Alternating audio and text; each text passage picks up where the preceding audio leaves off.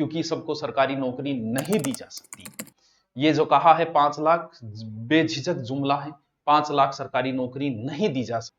हर बेरोजगार आके ये पूछता है मैं किसकी तैयारी करूं। अब डिपेंड ये कर रखा है, तू पहले तो अपने आप से पूछ कि मैं, अरे भैया तुम्हारे सामने अगर 2-3-4 साल से अगर आप तैयारी कर रहे हैं, बोले टीचर भर्ती की कर रहे हैं या किसी और की, तो आपके सामने से कई भर्तियां निकल चुकी है, और अगर आप ऐसे ही लगे रहे तो कई भर्तियां और निकल जाएगी। तुम्हारी उम्र कोई 200 साल 300 साल नहीं है, ना मेरी उम्र कोई 200-300 साल है। हमारे पास एक सीमित समय है। ये नहीं है कि हम इन्हीं के पीछे पड़े रहेंगे कि अब भर्ती नहीं आ रही है चलो सो जाते हैं, भर्ती आती है 2 महीने उठ जाते हैं। पशु परिचर की जब भर्ती आई इतना माहौल था, और कहीं ना कहीं मुझे ये लगता है कि हम टीचर अगर माहौल बनाते तो आप पढ़ते हो, वरना पढ़ते ही नहीं। पशु परिसर की भर्ती आई तो हम टीचर लगे हुए थे वीडियो बनाने में, इससे संबंधित पर्सन ये चल रहा था, टेस्ट सीरीज सब बच्चे पढ़ रहे थे।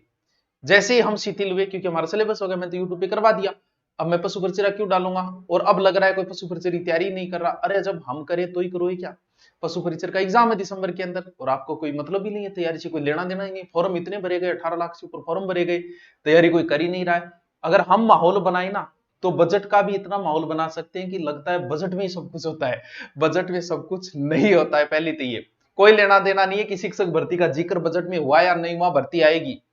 और शिक्षक भर्ती पिछले कई सालों से हर 1 साल 2 साल बाद कोई ना कोई शिक्षक भर्ती first grade second grade third grade में से आ रही है। आप खुद बताओ आ रही कि नहीं आ रही। तो जरूरी थोड़ी एक बजट में चर्चा की जाए। लेकिन हम कुछ बात, पहली बात इस बात को छोड़ दो।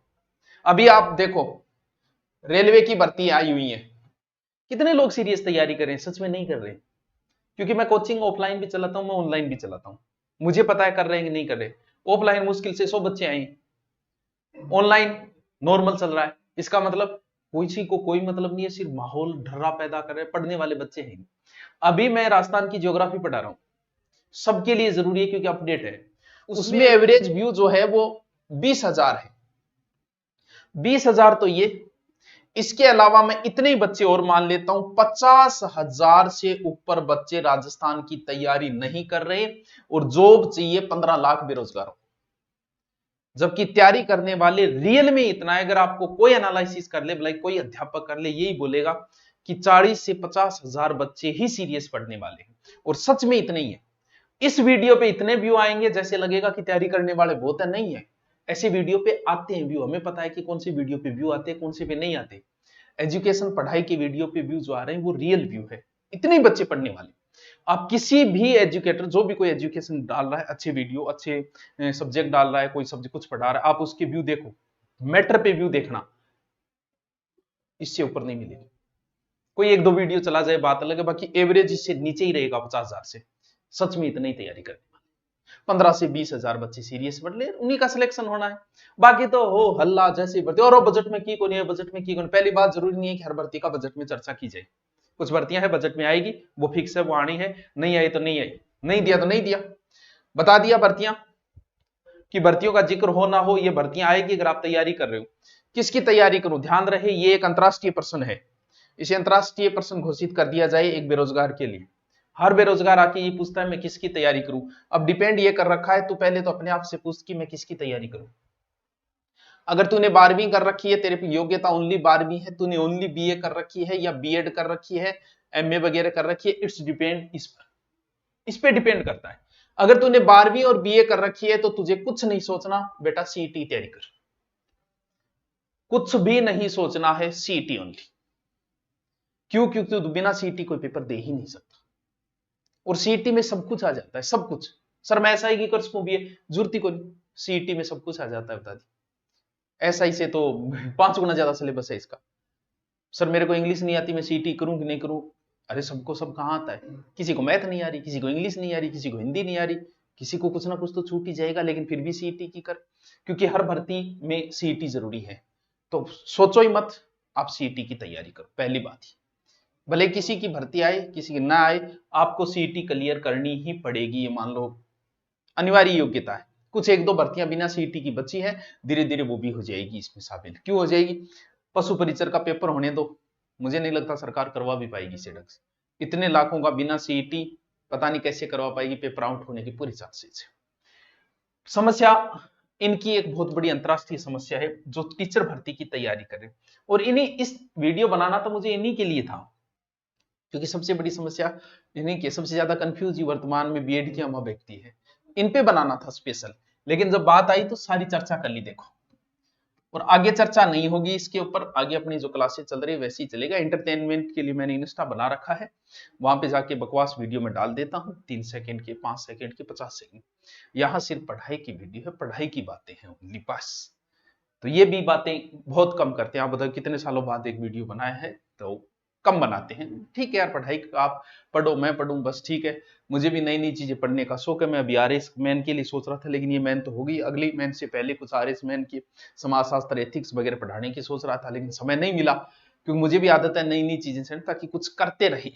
आपके अंदर की जो एनर्जी है उसे कहीं ना कहीं लगाते रहो। अगर आप सीमित रहे, उसी मैटर के ऊपर रहे, तो स्थायी पानी हमेशा गंदा होता है। इसीलिए अगर आप एक ही सब्जेक्ट में उसी में उलझे रहे, तो वो चीजें तो याद हो गई। फिर अब आपके अंदर की एनर्जी कहाँ वेस्ट करोगे, फिर बिना मतलब उंधा काम करता फिरोगा। इससे अच्छा है कि कहीं ना कहीं उलझे रहो, कहीं ना कहीं लगे रहो, कर्म हमेशा करते रहो। यही बात यहां लागू होती। अगर आपने बीएड कर रखी है तो कुछ ना कुछ करोगे। 3 भर्तियां हैं, first grade, second grade, third grade. पहला अंतरराष्ट्रीय प्रश्न सर 1 पेपर होंगे कि 2 होंगे? अरे यार क्या फर्क पड़ता है, वही पहले में वही दूसरे में, थोड़ा बहुत कोई मैटर बदलता है। 80% मैटर सेम है, तो होने दे यार। 1 हो रहा है तो ठीक है, 2 हो रहा है तो पढ़ तो रहनी। यहां बहुत बड़ी समस्या यह है कि सर मैं फर्स्ट ग्रेड की तैयारी करूं या सेकंड ग्रेड की करूं, या कौन सी भर्ती पहले आएगी। पहली बात तो यह नहीं पता कि भर्ती कब आएगी टीचर भर्ती, और कौन सी पहले आएगी ये भी किसी को नहीं पता। बस अब भी करके देता हूं, अब भी करके देता हूं। वो एक फिल्म में जॉनी लीवर से वो रोलर ठीक करने के लिए बुलाते हैं ना, बोले अरे कब ठीक करके देगा, बोले अब भी करके देता हूं। यही हालत हमारे शिक्षा मंत्री जी, इनसे को भर्ती बोले अब भी निकालता हूं। अब इनको सच बात है कि इनको खुद को, इनकी जो पोस्टें मैं देखता हूं तो मुझे लगता है इनको खुद को नहीं पता कि मैं शिक्षा मंत्री हूं।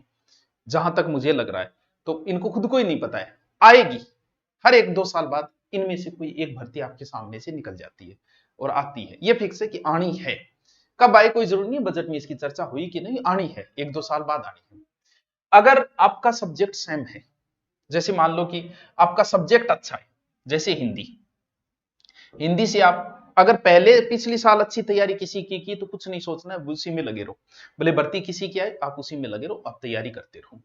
दूसरी बात, कुछ नए बच्चे हैं तो उनकी समस्या होती है, वो उनको थर्ड ग्रेड में भर्ती ज्यादा दिखती है तो उधर कूद जाते हैं, फिर सेकंड ग्रेड की दिखती है तो इसमें कूद जाते हैं, फिर एमए की हुई है तो यहां कूद जाते हैं। अगर सब्जेक्ट अच्छा है आपका, तो मेरा मानना है कि आप तैयारी करो।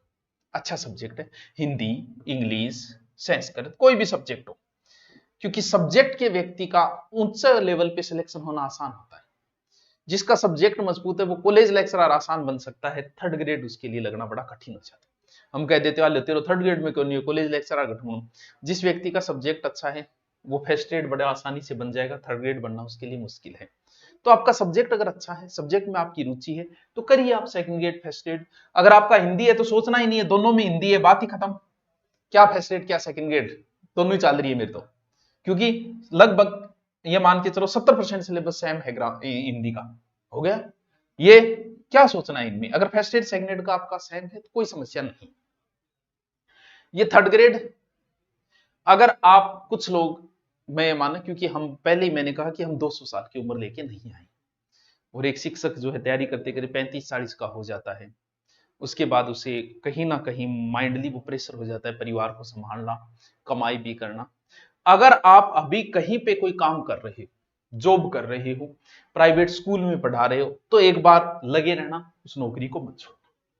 क्यों? क्योंकि जब भर्ती आएगी तब छोड़ देना। अभी आप भी पढ़ा ही रहे हो, इसका मतलब कहीं ना कहीं आपके दिमाग में है कि मैं हिंदी से सेकंड ग्रेड हूं, मैं स्कूल में भी हिंदी पढ़ा रहा हूं तो मेरे काम आएगी।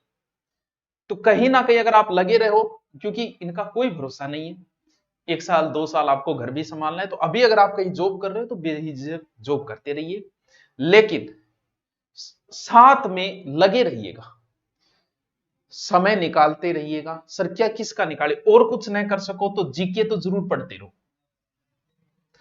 तीनों में वही रहना है। और नहीं तो राजस्थान जीके को आप रोज समय दो, 1 से 2 घंटे रोज दो, फिक्स बना लो। 1 से 2 घंटे राजस्थान जीके देना। अब भले आप किसी की तैयारी करो, भले फर्स्ट ग्रेड की कर रहे हो, सेकंड ग्रेड, कोई फर्क नहीं पड़ेगा, तीनों में वही जीके आना है। इसलिए राजस्थान जीके को आप हमेशा समय दो।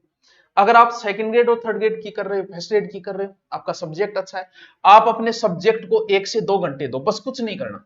जब तक भर्ती नहीं आ रही आप 3 से 4 घंटे दे दो बस। बाकी आप अपना जॉब कर रहे हो जॉब करो, दुकान है तो दुकान चलाओ, स्कूल जा रहे हो तो स्कूल जाओ।